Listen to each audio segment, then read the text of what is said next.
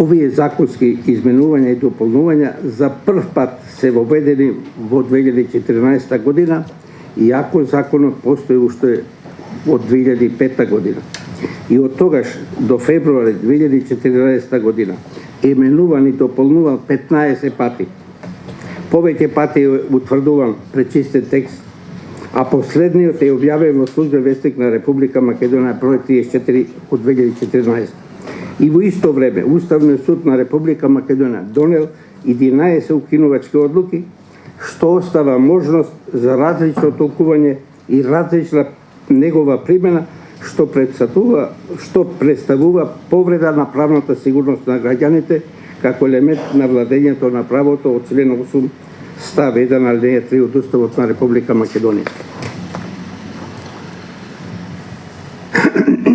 Посебните договори од довелираниот член 252 од Законот за работен однос не можат да се подведат под вработени лица во смисла на член 32 ставовите 2, 3 и 4 од Уставот, според кои секому под еднакви услови му е достапно секој работно место, секој вработен има право на соодветна заработувачка и секој вработен има право на платен дневен, неделен и годишен одмор.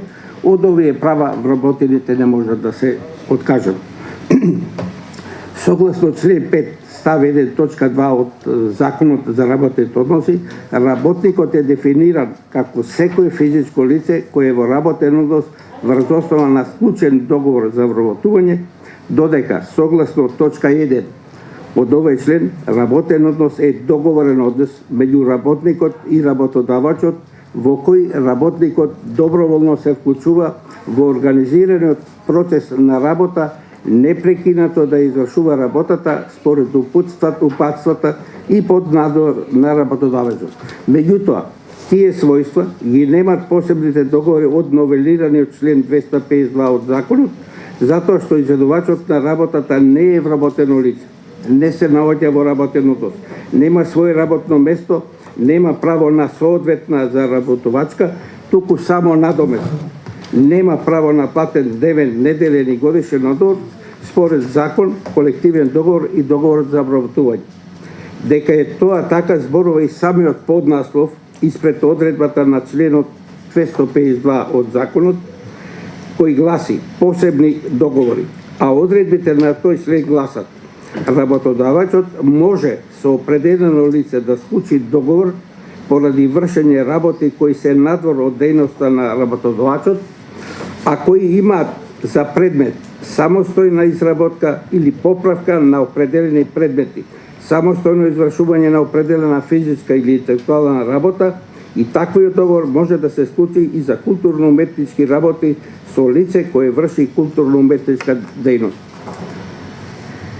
Тоа значи дека овие посебни договори не можат да се поистоветат ниту со договорот за вработување од членот 28 од Законот за работните односи, бидејќи тој содржи одредби за назив на работното место, за обврската на работодавачот да го информира работникот за ризичните работни места, за посебни стручни квалификации и за посебните ризици кои можат да бидат последица од работата, местото на вршење на работата, време на трајање на работниот однос, кога е склучен договор на определено време, дали се работи за работен однос со полно или пократко работно време, за дневно или неделно работно време и распоредување на работното време, за висината на основната плата која му припаѓа на работникот за вршење на работата според закон, колективен договор и договорот за вработување, за другите надоместоци кои му припаѓаат на работникот за вршење на работата според закон и колективен договор,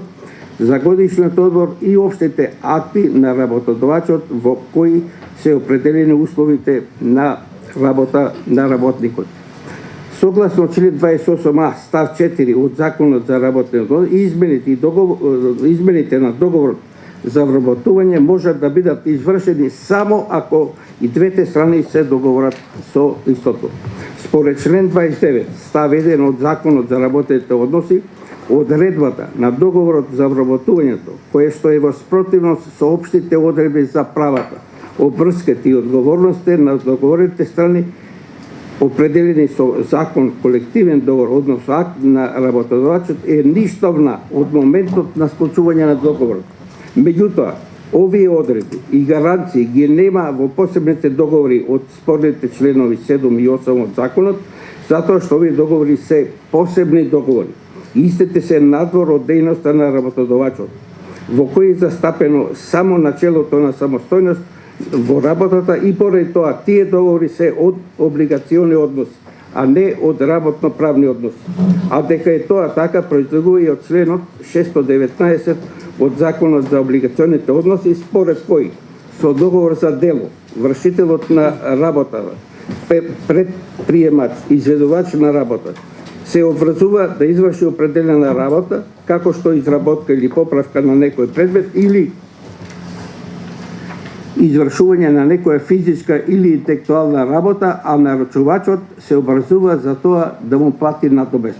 Поради изнесеното, со спорните законски одредби се повредува темелната вредност на уставниот поредок на Република Македонија, владењето на правото и правото на работа од член 8 став 1 алинеја 3 и член 32 ставовите 1, 2, 3 и 4 од Уставот на Република Македонија.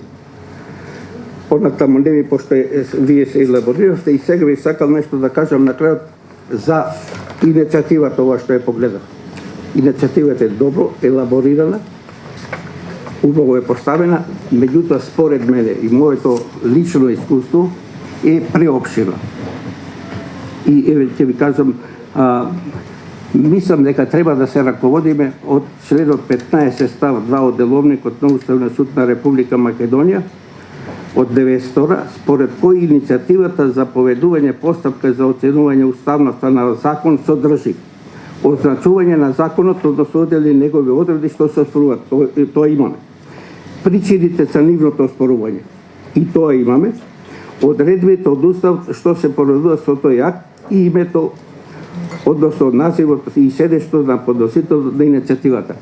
Што значи дека посебно треба да обратиме внимание за причините за нивното оспорување, за сите 5 закони и одредбите на Уставот да ги добро потенцираме. И затоа, и исто лично искуство, јас пишував на некој време многу опширни иницијативи, Уставниот суд обично не би ги праќаше. Пократко, времето ме научи, пократко и затоа. Иначе, иницијативата е одлично елаборирана, сложена. И сега, може би, вие се упуштате у некои ситни работи. Уставниот суд само гледа, во овој случај ќе гледа Устав, закон.